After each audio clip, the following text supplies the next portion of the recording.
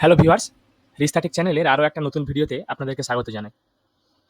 আমি আপনাদের কাছে আমাদের চ্যানেলের তরফ থেকে নিয়ে এসেছি আবারও একটা নতুন ভিডিও, যেখানে আমি আপনাদেরকে দেখাবো যে আপনারা যখনই কোনো পশ্চিমবঙ্গ থেকে অর্থাৎ আপনারা পশ্চিমবঙ্গের যে কোনো হসপিটাল, সরকারি হসপিটাল থেকে আপনারা যখন কোনো রিপোর্ট করাবেন অর্থাৎ হিউম্যান বডি টেস্টের রিপোর্ট যখন করাবেন, সে যে কোনো রিপোর্ট হোক, তার রিপোর্টগুলোর জন্য আপনারা অনলাইনে আপনারা নিজেরাই কীভাবে চেক করবেন বা কীভাবে ডাউনলোড করে নেবেন রিপোর্টটা। তো চলুন শুরু করা যাক। তো প্রথমেই দেখুন আমরা আপনাদের একটা যে কোনো ব্রাউজার ওপেন করে নেবেন। ওপেন করার পর আমরা ব্রাউজারে সার্চ করবো অনলাইন টেস্ট রেজাল্ট লিখে। তো সেক্ষেত্রে আপনারা গুগল ক্রোম বা মজিলা ফায়ারফক্স বা অন্য যে কোনো ব্রাউজার ইউজ করতে পারেন। তবে এখানে আপনার ডাব্লিউবি হেলথের অফিসিয়াল ওয়েবসাইট কিন্তু আপনাদেরকে ক্রোম বা ফায়ারফক্সই রেকমেন্ড করে। যদিও বা আমরা এটা একটা অন্য কোনো ব্রাউজার থেকে ওপেন করে আপনাদেরকে দেখাবো। তো প্রথমে দেখুন আমরা সার্চ করে নিয়েছি অনলাইন টেস্ট রেজাল্ট লিখে। সার্চ করার পর দেখুন এখানে একটা অপশন চলে এসেছে প্রথমেই, টেস্ট রেজাল্ট প্রিন্ট। তো দেখুন এখানে এখানে আমরা ক্লিক করবো। এটা ক্লিক করার পর যে অফিসিয়াল ওয়েবসাইট অনলাইন hmis.wbhealth.gov.in, এখানে ওয়েবসাইটটা দেখুন খুলে গেছে। খুলে যাওয়ার পর আমরা এখানে কিন্তু যে কাস্টমারের যে রেজিস্টার্ড মোবাইল নাম্বার অর্থাৎ পেশেন্টের যে রেজিস্টার্ড মোবাইল নাম্বার, পেশেন্ট তার টিকিট করার সময় বা রিপোর্ট করার সময় যে মোবাইল নাম্বারটা ওখানে দিয়েছিলেন, তো সেই নাম্বারটা আমাদেরকে এখানে দিতে হবে। সেটা আপনারা ওই টেস্ট রিপোর্টের পেজে পেয়ে যাবেন বা আপনাদের যে প্রেসক্রিপশনটা সেখানেও আপনারা পেয়ে যাবেন। কিন্তু আমরা এখানে মোবাইল নাম্বারটা টাইপ করবো পেশেন্টের, এখানে কিন্তু রেজিস্টার্ড মোবাইল নাম্বারই দিতে হবে, তা নাহলে কিন্তু আপনারা ডিটেলসটা কিন্তু ফাউন্ড করতে পারবেন না বা ডিটেলস ফাউন্ড হবে না।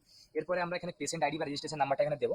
তো সেক্ষেত্রে আপনারা দেখবেন যে পেশেন্ট আইডি বা রেজিস্ট্রেশন নাম্বার আপনাদের ওই প্রেসক্রিপশনে বা আপনাদের টেস্ট রিপোর্টের পেজটাতে কিন্তু থাকবে। ওটা দেখবেন ওখানে রেজিস্ট্রেশন নাম্বার হিসেবে লেখা থাকবে। এই রেজিস্ট্রেশন নাম্বার আপনারা দেখবেন কিন্তু ওখানে কোনো পেশেন্ট আইডি বলে কিন্তু আপনারা আলাদা করে কোনো পোর্শন পাবেন না। ওখানে আপনারা একটা কার্ড নাম্বার পাবেন আর একটা রেজিস্ট্রেশন নাম্বার পাবেন। আপনারা এই রেজিস্ট্রেশন নাম্বারটা কিন্তু এখানে লিখবেন। অনেকে হয়তো কনফিউজ হয়ে যায় যে আপনারা কোনটা এখানে টাইপ করবেন। তো দেখবেন আপনারা সম্ভবত এজ বলে যে অপশনটা আছে ওটার নিচে থাকে রেজিস্ট্রেশন নাম্বারটা, দেখে নেবেন আরইজি নম্বরগুলো লেখা থাকে। তো সেটা আপনারা এখানে টাইপ করে দেবেন।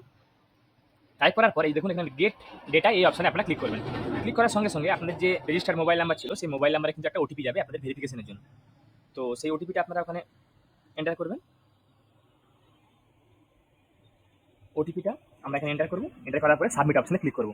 সাবমিট অপশনে ক্লিক করার পর আমরা এখানে যে রেজিস্ট্রেশন যেদিন রেজিস্ট্রেশনটা হয়েছিল সেই ডেটটা এখানে চলে আসবে। অটোমেটিক আমি ডেটটা এখানে সিলেক্ট করে নেবো।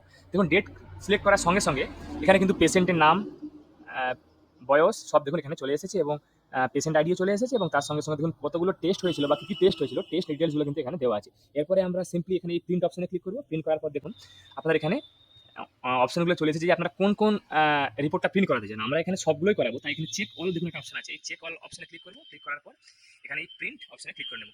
প্রিন্ট অপশনে ক্লিক করার পর দেখুন সঙ্গে সঙ্গে এটা কিন্তু রিডাইরেক্ট হয়ে একটা নতুন পেজ খুলে গেছে, যেখানে আমরা এখানে একটা পিডিএফ হিসাবে আমরা এখানে কিন্তু সেভ করে নেবো।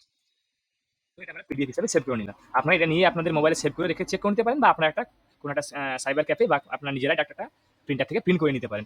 দেখুন এটা হচ্ছে অফিসে। তো আপনারা চেষ্টা করবেন বা গুগল ক্রোম বা ফায়ারফক্স থেকে খোলার, এবং গুগল ক্রোম বা ফায়ারফক্স থেকে খুললে আপনারা দেখবেন আপনাদের জন্য পপ আপ ব্লক না করা থাকে। কেননা পপ আপ ব্লক করা থাকলে আপনাদের কিন্তু এই পেজটা অটোমেটিক্যালি রিডাইরেক্ট হবে না, সেটার দিকেও লক্ষ্য রাখবেন।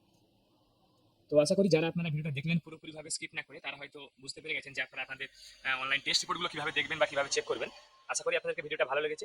যারা যারা আমাদের চ্যানেলটা এখনো সাবস্ক্রাইব করেননি, তারা আমাদের এরকম নিত্য নতুন ভিডিও পেতে আমাদের চ্যানেলটাকে সাবস্ক্রাইব করুন। তার সঙ্গে সঙ্গে বেল বাটনটাকেও প্রেস করুন, যাতে করে আমরা যখনই কোনো ভিডিও আপলোড করবো আমাদের চ্যানেলে, তার নোটিফিকেশন যেন আপনাদের কাছে সঙ্গে সঙ্গে পৌঁছে যায়। ভিডিওটাকে লাইক করুন, শেয়ার করুন, কমেন্ট করুন। আমি আপনাদের কাছে আবারও কোনো নতুন টপিক বা নতুন কন্টেন্ট নিয়ে আবারও কোনো নতুন ভিডিও নিয়ে আসবো। ধন্যবাদ।